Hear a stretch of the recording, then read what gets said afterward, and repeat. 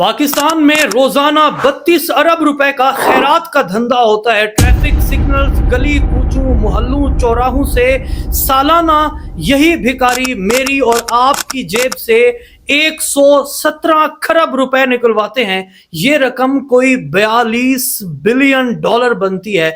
ये रकम औसतन रोजाना की बुनियाद पर एक भिखारी कराची में 2000 रुपए, इस्लामाबाद में 1950 रुपए, लाहौर में 1850 रुपए और एवरेज पूरे पाकिस्तान से एक भिखारी रोजाना की बुनियाद पर 850 रुपए कमाता है। और ये पूरे का पूरा नेटवर्क, ये पूरे का पूरा gang under the umbrella of government होता है। रियासती इदारे इस पूरे के पूरे नेटवर्क को देख रहे होते हैं और पाकिस्तान में रोजाना की बुनियाद पर भिखारियों का धंधा ऐसा बढ़ रहा है कि जिसकी कोई मिसाल नहीं। अगर इस धंधे की तेजी के बारे में आप जान लें तो वर्ता हैरत में मुब्तला हो जाएंगे कि कैसे सिर्फ एक बिजनेस पाकिस्तान में रोजाना की बुनियाद पर मुसलसल बढ़ता और पनपता है।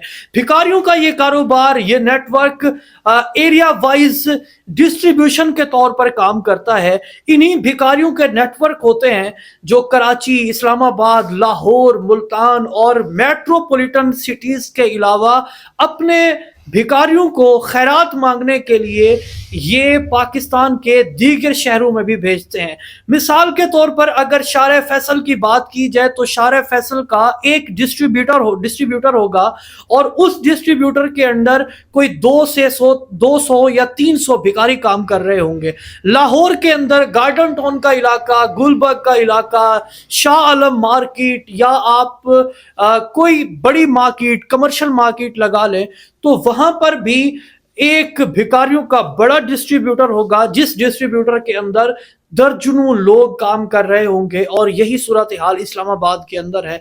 और यही भिखारी रोजाना की बुनियाद पर अपने भिखारियों को अपने मखसूस मकाम से उठाते हैं और फिर उसके बाद अपनी जो इनकी सवारियां होती हैं उनमें बिठा के एरिया वाइज अपने भिखारियों को जिस ट्रैफिक सिग्नल पे उतारना हो, जिस शहर में उतारना हो, जिस गली कूचा मोहल्ले के पास उतारना होता है, ये वहां पर उतार देते हैं। इन्हीं भिखारियों की गाड़ियां अपनी शिफ्ट खत्म करने के बाद अपने अपने लोगों को अब उनके मुकामात से उठाती हैं और फिर इनकी जो आराम गाहें हों वहां पर ले जाती हैं। और ये सारा का सारा नेटवर्क इस तरह काम करता है।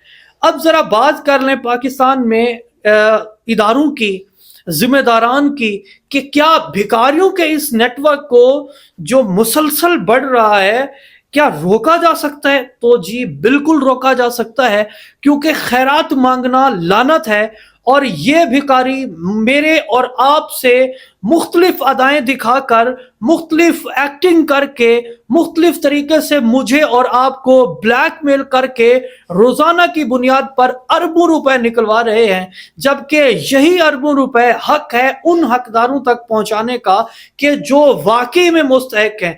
यही पैसे जो हम इन भिखारियों से ब्लैकमेल होकर इनको देते हैं, जब ये भिखारी हमें कह रहे होते हैं तेरी माँ जीवे, तेरा बाप जीवे, तू जिए, जब ये लोग इस तरह की दुआएं दे रहे होते हैं तो यकीनन हम उस वक्त बीइंग अ मुस्लिम और चैरिटी की पावर को जानते हुए हम इनसे इमोशनली ब्लैकमेल होके अपनी जेब खाली कर देते हैं। और हम ये समझते हैं कि साहिल को खाली नहीं भेजना, उसने चूंकि अल्लाह का नाम लिया है, उसने रब का वास्ता देके मुझसे कुछ मांगा है तो अपनी इस्तिताअत हैसियत के मुताबिक इसको देना है।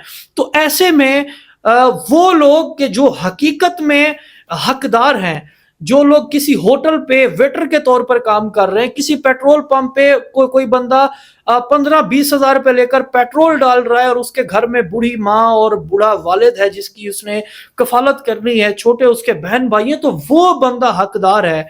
वो बंदा हकदार है जो किसी दूध दही की दुकान के ऊपर काम कर रहे हैं। वो बंदा हकदार है जो आपके घर में 600-800 हजार रुपए के ऊपर मजदूरी कर रहा है और पीछे उसके 4-5 बच्चे हैं जो स्कूल भी जाते हैं, जो छोटे नौनिहाल भी हैं, جو کہ پاکستان کا مستقبل بھی ہے، وہ بندہ زیادہ حقدار ہے.